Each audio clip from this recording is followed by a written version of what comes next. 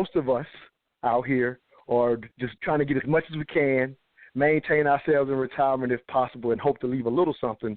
I've always understood the wealthy, in a sense, have a number that they are trying to reach. I don't know if that's a fair assessment, but I've heard it. So, Mark, I'm going to start with you. Is there a number in mind, and how did you come up with that number, if, in fact, that what I've heard is correct? But even if it's not, I'm pretty sure there's a plan for how you're going to do it, even if there is a number or not. Go ahead, brother, if you will. Yeah, the first time that I actually did this exercise was, it was in 2014. And I did come up with a number, and that number was $15 million. The minimum number was $15 million, and that's 15 liquid. So I'm not talking about including illiquid assets, real estate, your home, anything to that effect, or other assets that might be illiquid. I'm talking about liquid that you could access very quickly, not the sale of a business or anything like that, or any of those assets, but liquid money, $15 million. And the way that I came up with that was a number of different things. One is taking a look at the lifestyle that I needed to make sure I could sustain was one piece. The second piece was taking a look at future generations and also the people that I'm looking to take care of. So my family and my parents, and also my children, what would they need to be in a position to stand on my shoulders? Because there's a lot of different philosophies that you can have when you think about generational wealth.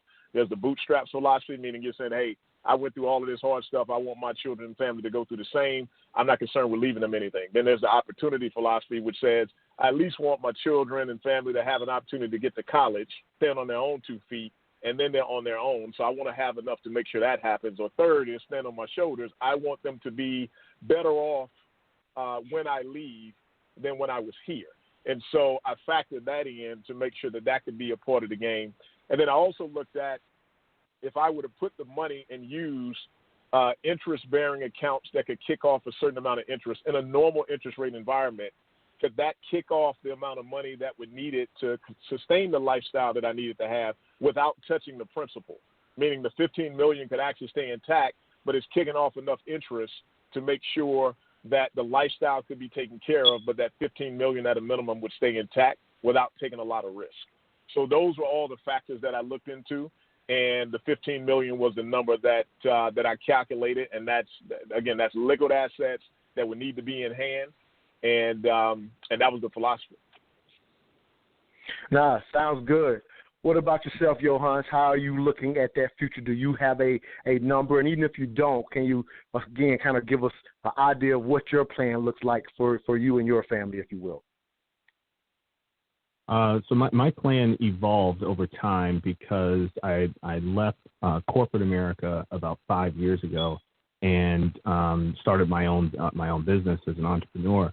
And as an entrepreneur, you're not relying on someone else, on another entity to provide a salary. You have to create that. So I was looking more at what is the amount of passive income that I need that I know that my household will be able to run. No matter if I choose to go out and make more sales and get more clients, that sort of thing, I can know that this passive income is going to come in.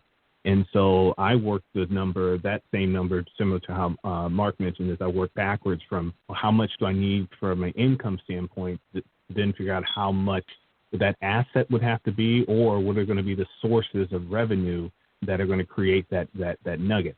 So that number is $30,000 a month before taxes. So worst case scenario, if all that money is taxable, and then my family's netting $15,000 a month, we can take care of everything with $15,000 a month. But more than likely, those sources of income will be strategically placed across different buckets and different tax revenues.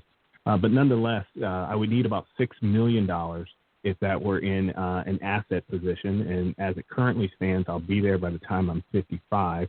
And that's just if my income keeps going up by an inflationary amount of, call it 5% a year. I'll have the $6 million by 55, which for me is 15 years from now. I just turned 40. But hopefully, the goal is not hopefully, I will. I'll get there a lot faster, but that's the number.